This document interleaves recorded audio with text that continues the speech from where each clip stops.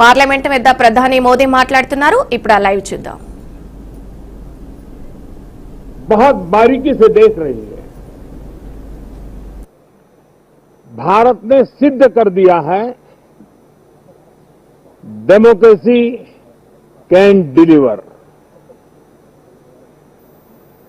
जिस गति से आज भारत की आर्थिक स्थिति नई ऊंचाइयों को प्राप्त कर रही है, विकसित भारत के लक्ष्य की ओर जाने में ये हमें नया विश्वास तो जगाती है, नई ताकत भी देती है. साथियों, ये सत्र संसद देश के लिए क्या सोच रही है, संसद देश के लिए क्या करना चाहती है, संसद देश के लिए क्या करने वाली है, इन मुद्दों पर केंद्रित होनी चाहिए. विपक्ष भी अपना दायित्व निभाएं, चर्चा में ऐसे मुद्दे उठाएं, मजबूत मुद्दे उठाएं,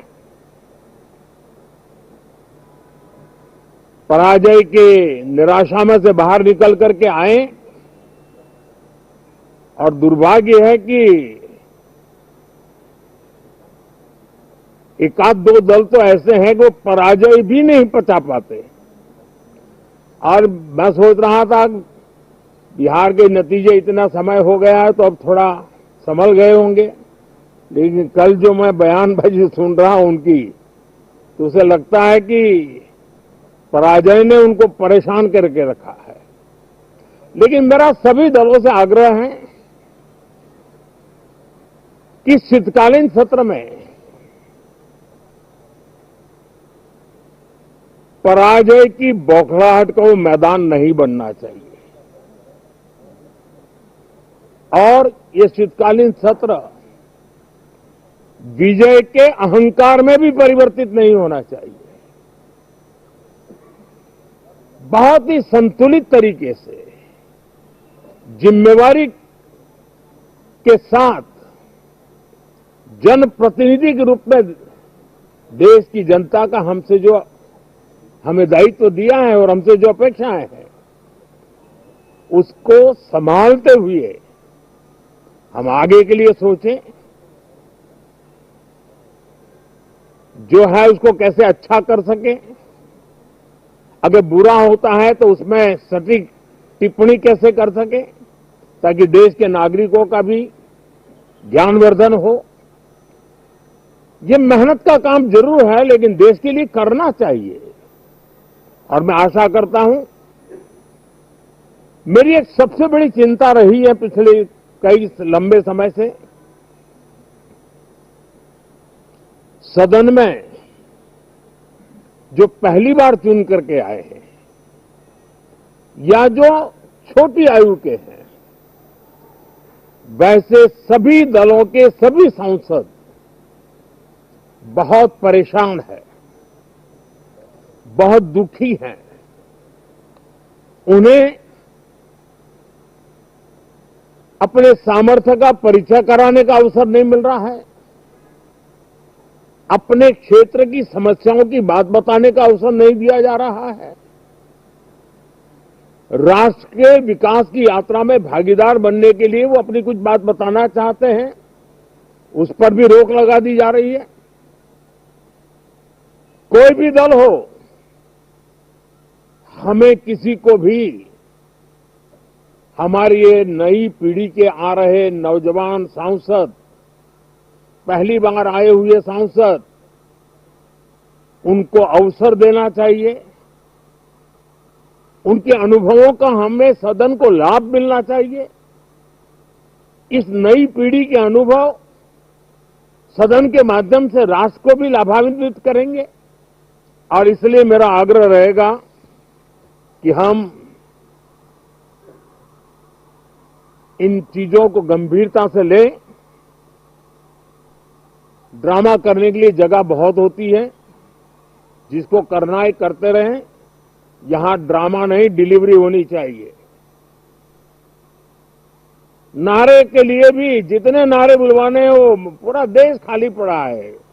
जहां पराजित होकर के आए वहां बोल चुके हो, जहां अभी पराजय के लिए जाने वाले हो वहां भी बोल दीजिए। लेकिन यहां तो नारे नहीं, नीति पर बल देना चाहिए और वो आपकी नीयत होनी चाहिए। साथियों, हो सकता है राजनीति में नेगेटिविटी कुछ काम आती होगी, लेकिन अल्टीमेटली नेशन बिल्डिंग के लिए कुछ सकारात्मक सोच भी होनी चाहिए। नेगेटिविटी को जरा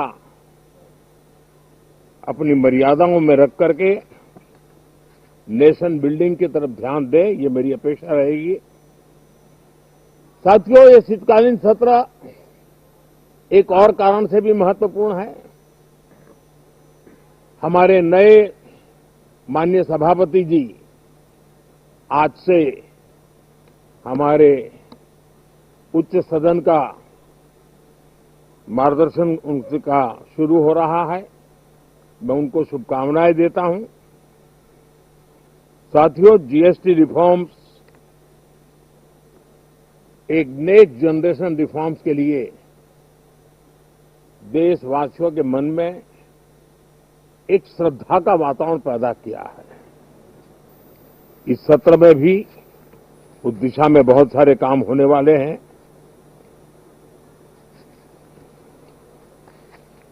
हमारे देश का एक हमारे मीडिया के मित्र कभी अगर एनालिसिस करेंगे तो उनको ध्यान में आएगा